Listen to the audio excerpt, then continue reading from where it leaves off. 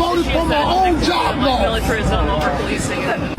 Like a damn fool. And I ain't ashamed to admit currently getting my PhD in Jersey. I won't do that again. Let's watch that one more time. I voted for my own job law. Militarism, over-policing. Like a damn fool. And I ain't ashamed to admit currently getting my PhD in Jersey. I won't do that again. He said I voted for my own job loss, and I will not be doing that again. I guess he won't be voting for Republicans anymore. We tried to tell y'all.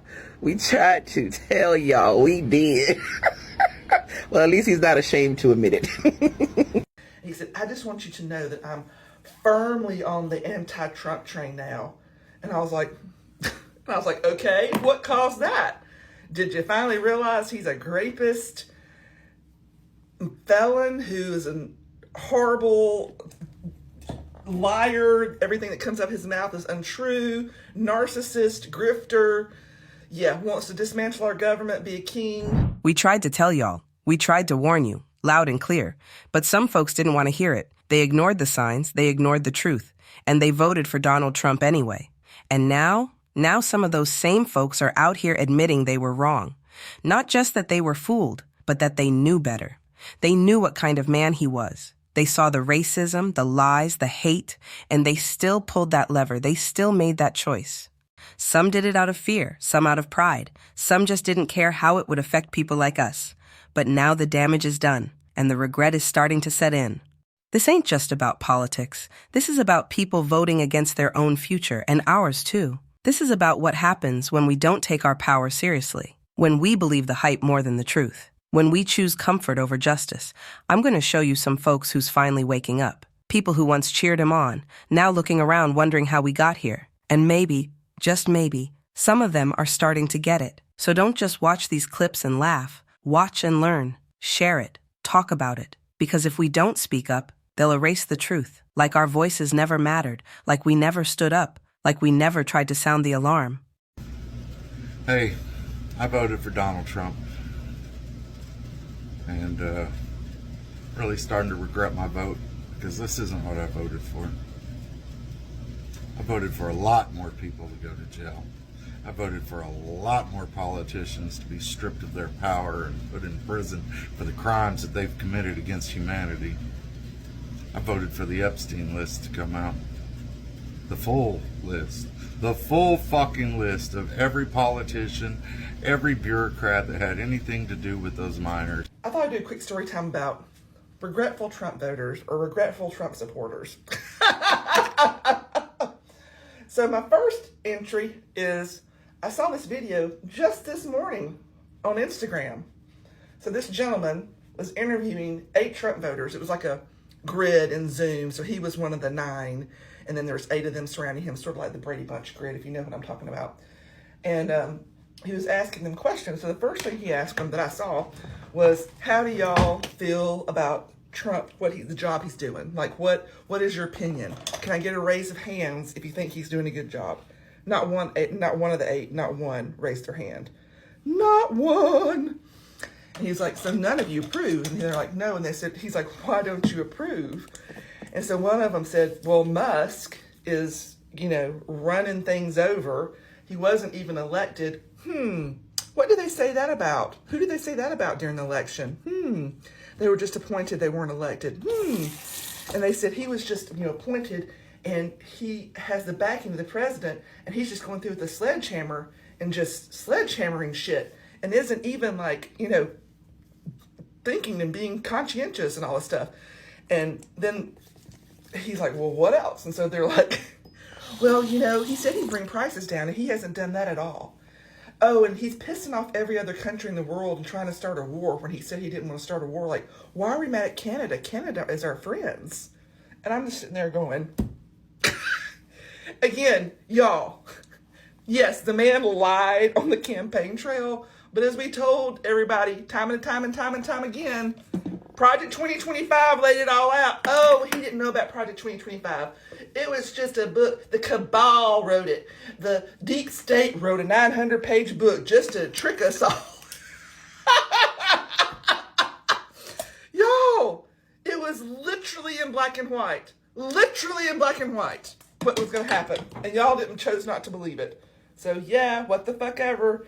Then, this one's personal. I have a friend, his name is Sam. I'll tell you his name because he's not on social media.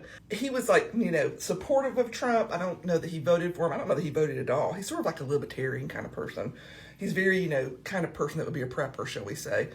And I love Sam. I do, but he's annoying as fuck sometimes. So he messages me the other day because we've gotten into some big old political disagreements, shall we say. And he said, I just want you to know that I'm firmly on the anti-Trump train now. And I was like, okay, what caused that? Did you finally realize he's a rapist, felon who is a horrible liar? Everything that comes out of his mouth is untrue, narcissist, grifter. Yeah, wants to dismantle our government, be a king. He's like, no, none of that. He's like, that could have all been made up by the media. And I was like, Sam, really? And so he's like, but this I saw with my own two eyes. And I was like, and what is that? So apparently one of his friends had to go to court about their work visa, which by the way was valid and good, but still got called to court about it. And Sam went to testify for him.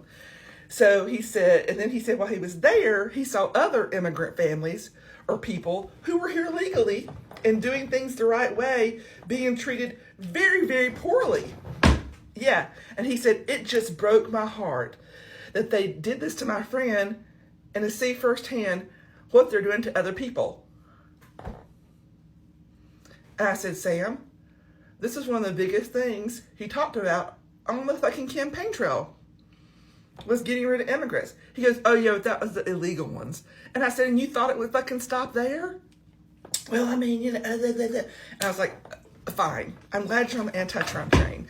And I said, I just don't understand why you didn't realize that this man was not going to stop at the legal ones. These people hate anybody that has skin that's not the same color as theirs. They're all racist fucks, whether you want to believe that or not. And they're white supremacists. And he's like, well, I just saw my own two eyes, so now I believe it, and I'm on the anti-Trump train. Okay, great. Awesome sauce. So yeah. Y'all, I just can't. This is the thing that bothers me. I'm glad these people are coming over. I'm glad they're finally realizing their mistakes and supporting this man. I am. I'm glad that they're realizing what they have done. But at the same time, it was literally in a playbook. He literally said some of the stuff during his campaign. He literally talked about Doge. He said all these things. So why are you surprised? I really just want to know why you're surprised. I hope that this is a lesson to all these people to not listen to the propaganda bullshit. I know you told me you voted for President Trump. What were you hoping that he would do? I was hoping he would did something that made sense regarding the economy, made some kind of progress in bettering, the benefits of being a veteran. But I mean, it just seemed like he actually cared about doing what was best for the country. But now it just feels like all about me, Donald Trump, not, the guy out there working in the trenches, trying to make ends meet, trying to pay a mortgage, trying to pay the bills. It goes against everything I expected when, I voted for him. So you're not satisfied with what he said? No. And it doesn't even have to do with anything about me getting fired. I mean, if I had gotten fired as part of the, government, cutting government spending, I would have been fine with that. I can accept that. But he's not delivering on anything he said he was going to do. So what's your real game plan? It doesn't make sense to me. There are some things that he promised to do that he has put in place. I mean, there are executive orders that he's done, that he said that he was going to do. You don't feel like he's lived up to those promises? I mean, where are the results? I mean, seriously, prices are still going up. We're now in the middle of a tariff war with a bunch of countries that used to be our steadfast allies. I mean, how do you make an enemy of Canada? You know, they're right next to us, and they've been one of our premier allies and commerce partners for, I mean, seriously, like what, centuries now? And he did say that he was going to put tariffs in place. Did you just not think that they would be implemented in this particular way? I didn't think they were going to be put in play in a juvenile way. I mean, where was the attempt to actually talk to the heads of these other countries like, hey, you know, I feel you have unfair tariffs against our products. I'd like to talk about it first.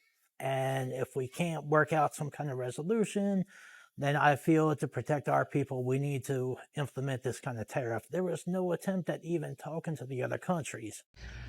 There's a whole lot of white people who are now upset that they voted for Trump.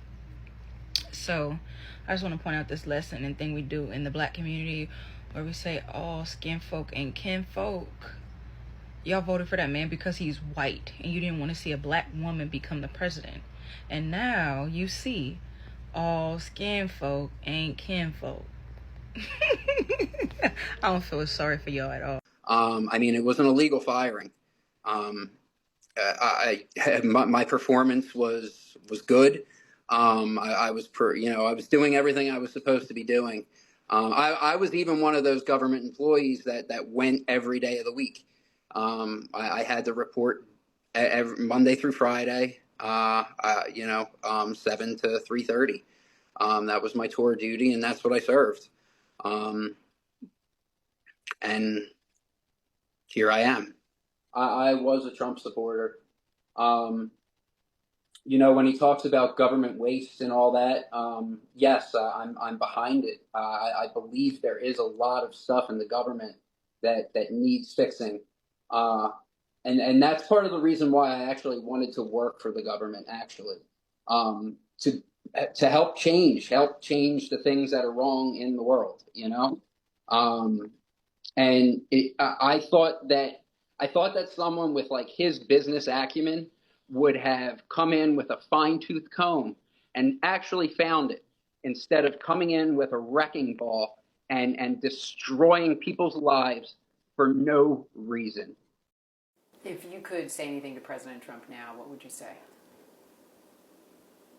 I expected better from you. I really did. I expected that you would do what was right and cut waste and fraud and all of those things that you promised us before we elected you in office, but you're not doing that. You're creating a disaster, and I don't know what America is going to look like if this continues. Did you ever think that your job would be impacted in a Trump administration?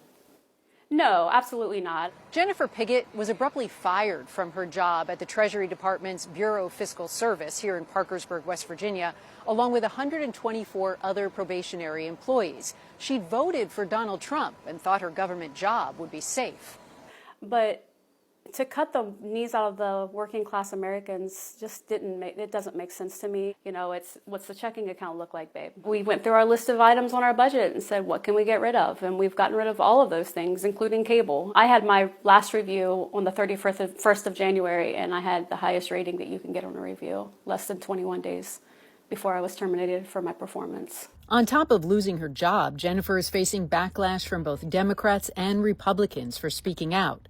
She's received death threats and more. Our home's been egged. They've hacked my Instagram and posted horrible things about my deceased mother. A number of federal employees who voted for Donald Trump are now disenfranchised with him. See, you have an attorney advisor who worked for the USDA, moved his whole family 3 months ago to Arkansas, and was fired as a probationary employee. He was expecting to spend his whole life working for the federal government. You have a recently hired veteran with the IRS who was laid off as a probationary employee, who's upset that they're just taking a chainsaw and getting rid of everybody. You have federal employees who were just 3 weeks into their job and hoped that Trump would improve the economy by creating more job opportunities and reducing inflation, and never expected to go after federal employees. Obviously, they never read Project 2025. She says, if I had known that, I would have never voted for him. This is going to completely tarnish the presidency. This isn't the way that our democracy works, and I don't understand why Trump thinks this is acceptable. Now, it's exactly what he thinks is acceptable. He never cares about workers. We have Riley Cooper, who said she voted for Trump in November because he promised to make in vitro fertilization available for free, and she really wants to be a mom. But in February, Ms. Cooper was laid off from her job at the U.S. Forest Service and now regrets voting for Donald Trump. Of all of those people that I mentioned, the only one that doesn't regret their vote is the IRS individual who's a veteran. What I noticed when I read through these different stories is they were almost exclusively single-issue voters. Now, single-issue voters are routinely the least intelligent and the least informed of voters. If you are voting for one single issue, left or right, you are not an informed voter. You have to understand everything that's going on to the best of your abilities. You can't vote just because of abortion or the economy or in vitro fertilization. You have to vote for the whole package. Otherwise, you end up voting for a guy like Donald Trump who gets rid of your job. I voted for Donald Trump. Why did the majority of the country not vote for Kamala? Propaganda. Now go ask those same people if they think that it's great that their 401ks are drained. Now go ask those same people if they think it's great that they're paying more for groceries. Now go ask those same people if they think it's great that their hospitals are closing down because Trump is cutting their Medicaid funding. Now go ask those same people if they think it's great for American citizens to be deported or have no due process whatsoever because this guy is destroying America. Now go ask those same people if they think that it's great to go pay a 377% increase on their sheen dresses. Go ask those same farmers that voted for Donald Trump if they think that these tariffs are worth it. Go ask that car salesman who hasn't had anybody come through their dealership in such a long time if they think that this has been great. The reality is that go up to them and they will tell you that Trump has destroyed their lives and they're destroying this country. I'll be sure to follow you and, support your channel and everything. And now here we are, the same folks who shouted, "Make America Great Again" with their whole chest. Some of them are the ones getting hit the hardest, regretting their vote in silence or trying to spin the story like they didn't know better. Some of them are now facing deportation. And if it ain't them personally, it's someone they love, their spouse, their cousin, their parents. Trump is pushing out the same people who once stood behind him, and now it's too late to pretend they didn't see it coming. Let's be real. He told y'all. He said exactly what he was going to do. From day one, on the campaign trail, at rallies, on Twitter. He didn't hide it. He bragged about it. And we tried to warn you, loudly, repeatedly. But too many people looked the other way, laughed it off, or thought the consequences wouldn't land on them. But now you see. And I see folks online saying they don't regret their vote because they lost their jobs. But it's because of other factors. Come on now. We all know. It's because they lost their jobs. Let's stop playing. That job loss hit different when you realize it was tied to policies you helped put in place. And the Trump tariffs? That was no secret. That was day one wish list stuff. He said it out loud, put it front and center. And yet, folks still acting shocked when their industries start crumbling, when prices go up, and their checks start coming up short, like they weren't warned. This is what happens when people vote off fear and pride instead of facts and truth. When they ignore the voices of those who've been through it before. Black folks, brown folks, immigrants, poor folks, the ones who always feel the weight first. So yeah, now the regret is showing. But the damage? That's already done. Families are being broken up, jobs are being lost, and rights are being stripped away. We said it before and we'll say it again. When someone shows you who they are, believe them the first time. Don't wait until your world starts falling apart to finally open your eyes. We're not saying, "I told you so" for fun. We're saying it because we care. Because this ain't just about one vote. This is about survival. This is about truth. This is about making sure next time we don't repeat the same mistake. So take this as a lesson, and next time, Believe us when we say what's coming, because we've seen it before, and we refuse to be silent again. I appreciate you watching, and all I ask is this. If this message hit home, if it made you think, if it opened your eyes, like this video, share it with someone who needs to hear it, and subscribe to the channel so we can keep having real conversations like this. Stay informed, stay strong, and I'll see you in the next one.